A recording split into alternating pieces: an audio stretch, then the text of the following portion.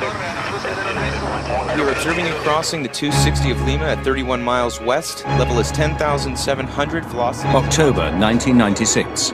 A state-of-the-art passenger jet careens out of control for 30 horrific minutes, then crashes into the Pacific Ocean. I've got it! I've got it! Climb, Aeroperú 603. We're gonna turn over!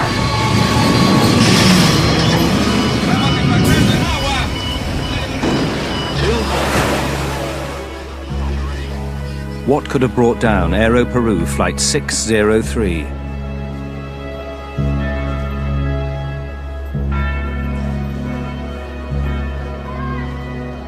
The answer to the mystery may be found in the aircraft's black box flight recorder, a puzzle which investigators must solve. The story they uncover is how a simple human error set off a chain of events that ended in tragedy.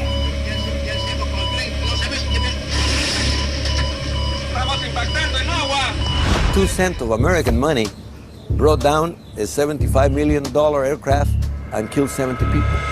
This kind of a problem that they faced that night was probably one of 10 over the last 20 or 30 years.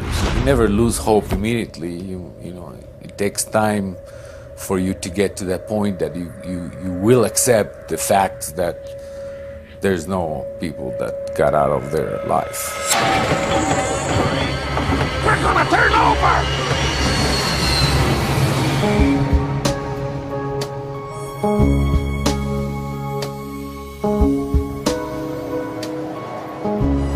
Lima, Peru. Jorge Chavez International Airport. Aeroperú Flight 603 prepared for takeoff to Santiago, Chile.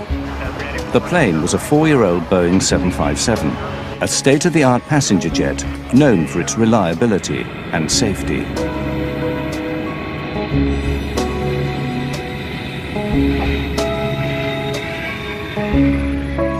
Aeroperú 603 was flown by two of the national airline's best pilots, Captain Eric Schreiber, 58, and First Officer David Fernandez, 42.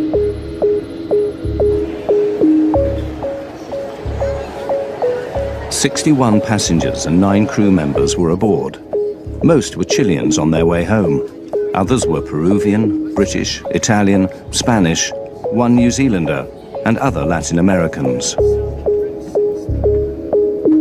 Among them, the brother-in-law and close friend of Mexico businessman Monas Albert. Our companies do business in South America. We export, and every so often we will go to see our clients. And on this trip, Kenny and Abraham went to see some clients in Peru and in Chile. I had a very good relationship with both of them. With my brother-in-law, of course, we were like brothers. I loved the guy. He married my only sister, so we had a great relationship.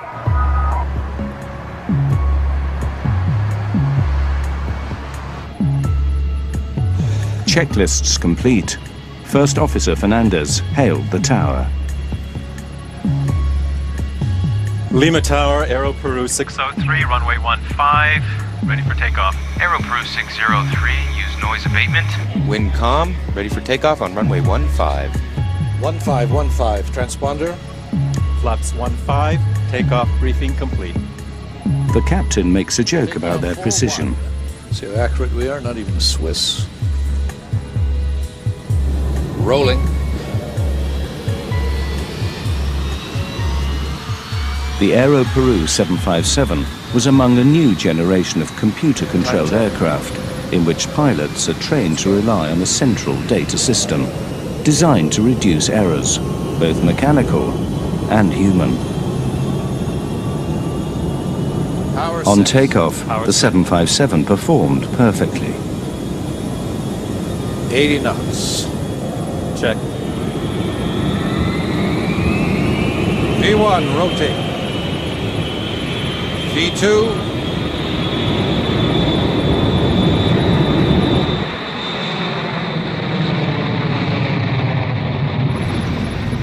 Gear up. All right. right. Within moments, the pilots received a highly unusual V2 reading. plus 10. The altimeters are stuck. The altimeter indicates the height of the aircraft off the ground. It read 0, though they were obviously flying. The altimeters have stuck. Yeah, All of them. this is really new. Keep V2 plus 10.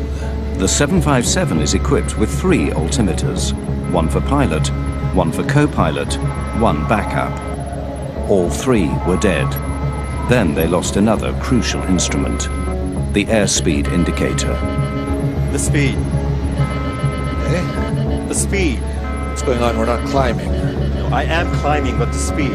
Hold it. Maintain speed. Aeroperú 603 left the lights of Lima, out towards the Pacific Ocean. With no airspeed or altitude instruments, the pilots were now flying blind.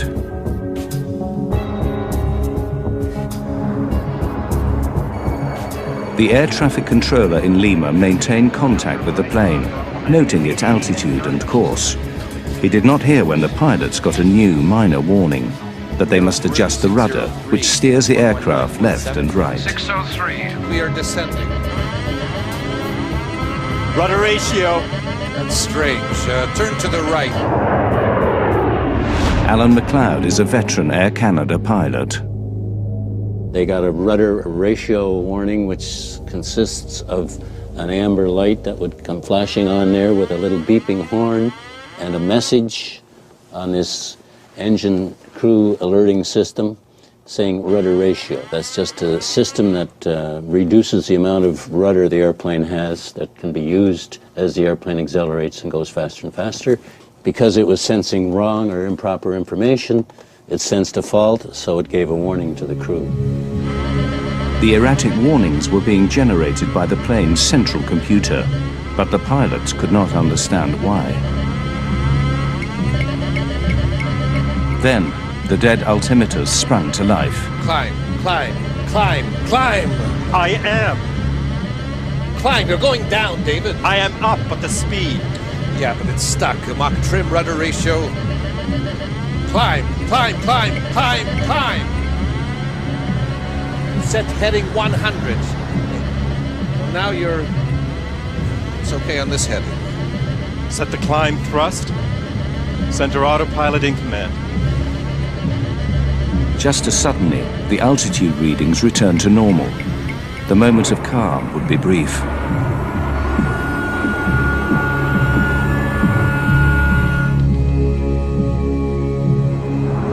Just 1 minute after takeoff, Captain Schreiber attempted to engage the autopilot to give them time to think. There is no command. The autopilot requires identical data from 2 of the aircraft's 3 flight control computers.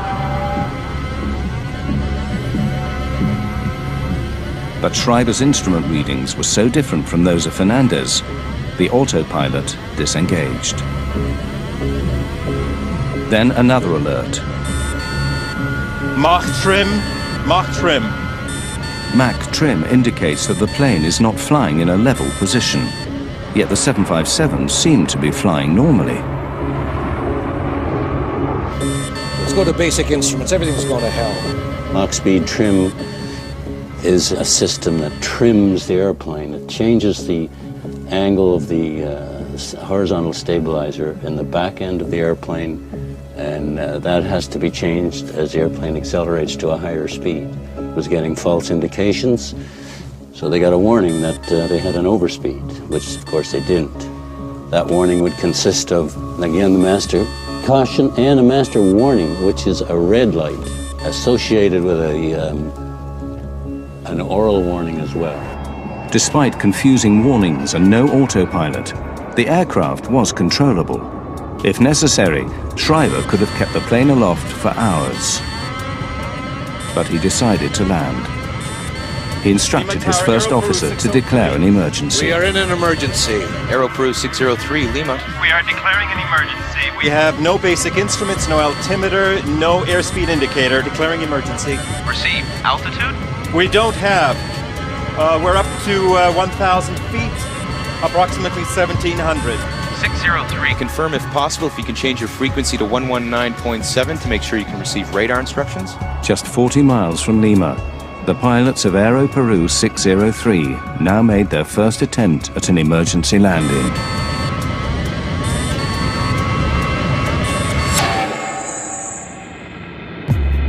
Puzzled by their problems, they began to suspect that the Aeroperú ground crew had tampered with the aircraft.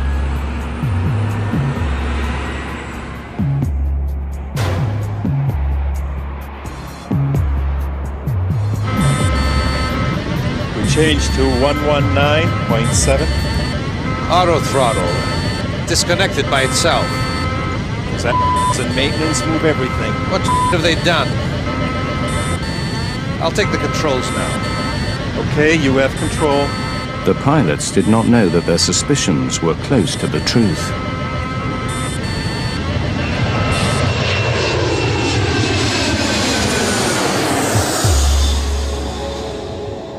But there was no time to speculate further.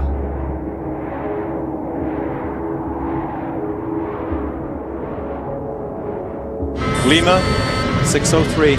Aeroperú 603, Lima. We request vectors for ILS. Runway 15. They sought the runway with the help of a guidance transmitter called the Instrument Landing System, or ILS. The ILS provides information on their course, while altitude information comes from the aircraft's transponder. Affirmative. Maintain present altitude. What level do we have? We have 4,000 feet. Can you confirm for us? Correct. Maintain 4,000. Schreiber and Fernandez had never experienced nor been trained for this emergency. Auto throttle disconnect. Really, we don't have any control. We don't have any control, not even the basics. Let's see. Check everything. The airplane was controllable, but you first have to diagnose what's wrong. And it's very easy from 20/20 hindsight, sitting here in a chair on a nice sunny day, to say, this is what he should have done. But in the cold, dark night, with bells and whistles going off, it's very difficult to analyze conflicting information that you're getting. This kind of a problem that they faced that night was probably one of 10 over the last 20 or 30 years that has been similar to this.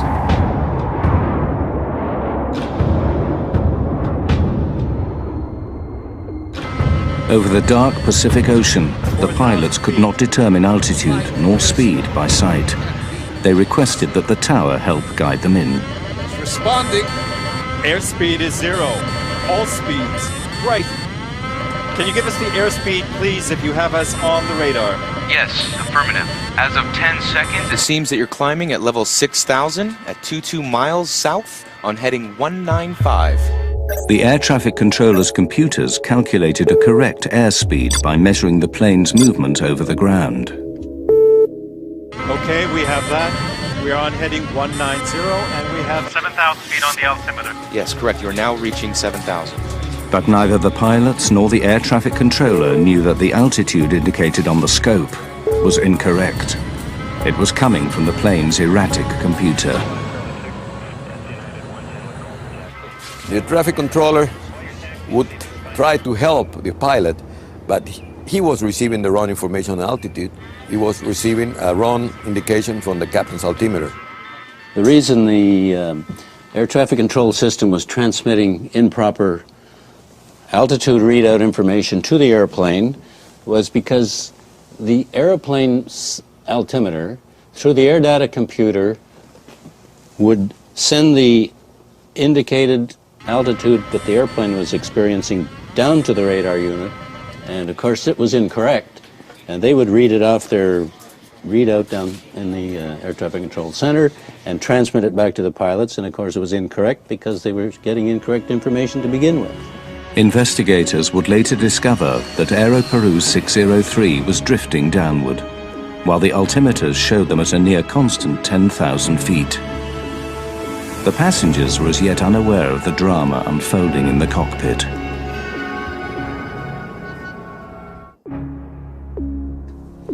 Avoid large or abrupt radar inputs. If normal left hydraulic system pressure available, left Now Captain hydraulic Schreiber system ordered Fernandez to available. scan the flight Yes, manual crosswind, for some explanation of the warnings. Says left hydraulic system available. Yes, crosswind. Do not attempt an auto land. In Lima, the air traffic controller continued to guide Aeroperú 603 back to the ground. Aeroperú 603, we are observing you now at level 9,200. What is your heading now? We're heading level 205. Affirmative. You are turning slowly to the right, correct? No, we are maintaining course to stay away from the coast. With incorrect altitude information being transmitted from the aircraft to the tower, they did not realize that the plane was descending. Your distance is 30 miles. Do you want a heading to proceed to the localizer, correct? Correct. We're going to suggest course north 360. 360. We have problems here reading the instruments. You're going to have to help me with altitudes and airspeeds. If it is possible. Okay, received. Let's go. The approach is set. The 757's computer sent critical warnings, information that the pilots were trained to obey, but could not trust. Let's try to make a descent on this heading. It's climbing. The airspeed plummeted to below stall speed, and then raced up again. Let's go down to 10,000 feet. Why does the speed go away so fast? Could it be the real speed? That's what worries me. No, I don't think so. Can you verify our speed, please? 320 is indicated.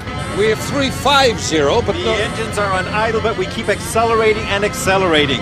Okay, received. Nerves were now stretched tight. You can imagine the pilots, they're flying there. They don't have a true indication of the speed.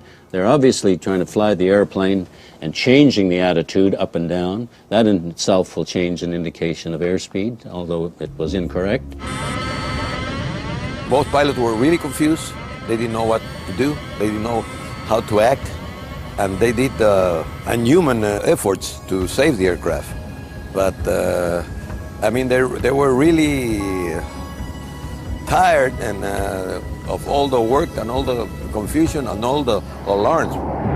Fernandez suggested that they try the speed brakes, used to rapidly slow the aircraft. Extend the speed brakes. For a moment it appeared to be working. Then